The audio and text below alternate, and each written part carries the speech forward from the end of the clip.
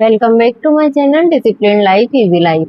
तो आज के टॉपिक हमारा जो है बात करने का वो है सीटेट एग्जाम। अभी सितंबर में आपकी सीटेट एग्जाम आने वाली है। जिन लोगों ने भी फॉर्म डाला है तो वो मेरे साथ तैयारी में लगे रहिए। मैं सीटेट से रिलेटेड आपको अपडेट देने की कोशिश करूंगी। आई होप आप सभी लोगों के लिए ये एग्जाम्स के लिए बहुत ज़्यादा हेल्पफुल रहेगा। तो मैं आपको कुछ चीज़ें बताना चाहती हूँ कि सीटेट में लगभग 50 to 60% जो भाग है वो आता है पेडागोजी से। पेडागोजी यानी कि टीचिंग एप्टीट्यूड से। तो ये आपको अच्छे से कर लेना है। उसके अलावा जो है जीन पियाजे है, हमारी कोहलबर्ग है, वाइगोत्स्की है, तो इनकी थ्योरीज को हमें क्या करना है, अच्छे से कर लेना है। इन थ्योरीज को हमें अच्छे से करना है क्योंकि इन थ्योरीज में से हमारे समथिंग 5 मार्क्स के क्वेश्चन हर बार आते हैं सीटेट के एग्जाम में। आप पुराने पीवीआईक्यू जब एनालिसिस करेंगे तो उसमें आप देखेंगे। प्रगतिशील शिक्षा, समावेशी शिक्षा, इससे 10 मार्क्स के क्वेश्चन आपके आते हैं। इसके अलावा एनसीएफ 2005, एनईपी 2020, इनमें से भी आपके 10 मार्क्स के क्वेश्चन आते हैं। तो आई होप आप इन सब टॉपिक्स को बहुत अच्छे से कर लेंगे।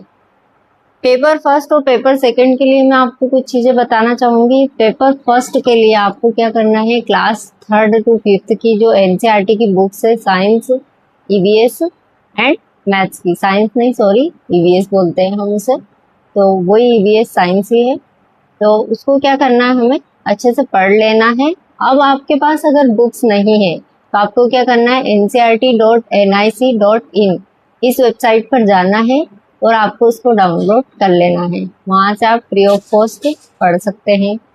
इसके अलावा पेपर सेकंड के लिए आपको 6th to 8th की जो एनसीईआरटी बुक्स है उनमें से science, maths and social studies को अच्छे से कम कर लेना है। ये एनसीईआरटी जो बुक्स है इनको पढ़ना बहुत ज़्यादा इम्पोर्टेंट है। मैं एक टीचर हूँ तो मैं साइंस पढ़ाती हूँ, तो मेरे साइंस के कंसेप्ट मोस्टली क्लियर है। अगर आप भी एक टीचर है, प्राइवेट स्कूल में है या फिर किसी गवर्नमेंट स्कूल में है, तो आप जिस भी सब्जेक्ट को पढ़ाते हैं तो उसका मात्र आपको रिवीजन करना पड़ेगा। उसमें ज़्यादा मेहनत आपको नहीं करनी पड़ेगी क्योंकि जब हम पढ़ाते हैं तो हमारे सारे कंसेप्ट जो है वो क्लियर रहते हैं, तो हमें इतनी दिक्कत नहीं आती है। बाकी जो अदर सब्जेक्ट हैं उन पे हमें ज़्यादा मेहनत करनी पड़ेगी, उन पे हमें फोकस ज़्यादा करना पड़ेगा। उसके अलावा कंसेप्ट्स को आपको बुक से पढ़ना है और समझना है। अगर आप कंसेप्ट्स को अच्छे से समझ लेंगे तो आपके क्वेश्चंस जैसे भी घुमा के पूछेंगे आप उनको क्लियरली कर सकते हैं, एकदम सॉल्व कर सकते हैं। एक बात ये है कि जो सीटेट का पेपर है वो काफ़ी लेंदी आता है, तो उसके लिए हमें टाइम मैनेजमेंट का बहुत ध्यान रखना है। इसलिए हमें क्या करना है, पीवाईक्यू जितने हो सके ज़्यादा से ज़्यादा सॉल्व करना है।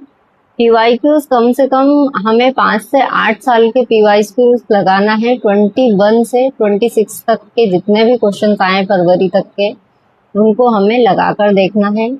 उसके लिए हम कोई भी सोल्ड पेपर खरीद सकते हैं या फिर डाउनलोड कर सकते हैं। ये काम हमें जरूर करना है। हमें पीवाईक्यू जब हम सॉल्व करेंगे तो उसका फायदा क्या है, एक तो हमें एग्जाम पैटर्न पता चल जाएगा, दूसरी चीज हमें हमारी कमजोरियां पता चलेगी कि हमारा कौन सा सब्जेक्ट वीक है, कहाँ हमें प्रॉब्लम्स आ रही है। उसके अलावा हमारा टाइम मैनेजमेंट हमें पता चल जाएगा कि हम पेपर कितने टाइम में सॉल्व कर पा रहे हैं, तो उससे हमारे बहुत सारे फायदे हैं। हमारा कॉन्फिडेंस बूस्ट हो जाएगा जब अगर हम अच्छे से क्वेश्चन सॉल्व कर पा रहे हैं। जो सब्जेक्ट हम पढ़ा रहे हैं, जो सब्जेक्ट हमारे टच में है, अगर उससे रिलेटेड क्वेश्चन हम अच्छे से सॉल्व कर पाए तो हमारा कॉन्फिडेंस बहुत हद तक बूस्ट हो जाता है। उसके अलावा आपको जो लैंग्वेज है, तो लैंग्वेज के लिए आपको एटलीस्ट दो पैसेज डेली सॉल्व करना है, उनको आपको डेली लगाना है, तो उससे आपकी लैंग्वेज वाला पोर्शन भी कवर हो जाएगा। एक चीज और मैं बोलना चाहती हूँ, प्रैक्टिस मैक्स मैन परफेक्ट।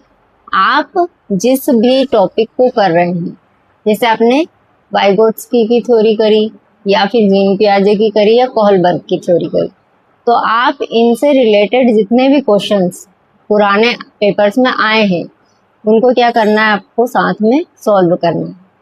उससे क्या होगा, आपने कॉन्सेप्ट पढ़ लिया, पूरा अच्छे से याद कर लिया, रिवाइज कर लिया, उसके बाद उससे रिलेटेड जो क्वेश्चन, समथिंग आपने 10 क्वेश्चन लगा, तो 10 क्वेश्चंस में से आपके अगर 7 या 8 क्वेश्चन सही हो गए तो आपका कॉन्फिडेंस कितना बूस्ट हो जाएगा, आपको लगेगा कि मेरा तो ये वाला टॉपिक लगभग डन हो चुका है। फिर आपको अगर 1-2 क्वेश्चन गलत भी है तो उनको आपको फिर से रिवाइज करना है और फिर आप उसको पैक करके रख दीजिए, फिर उसे सिर्फ रिवाइज कीजिए, ज़्यादा पढ़ने की उस टॉपिक को ज़रूरत नहीं है।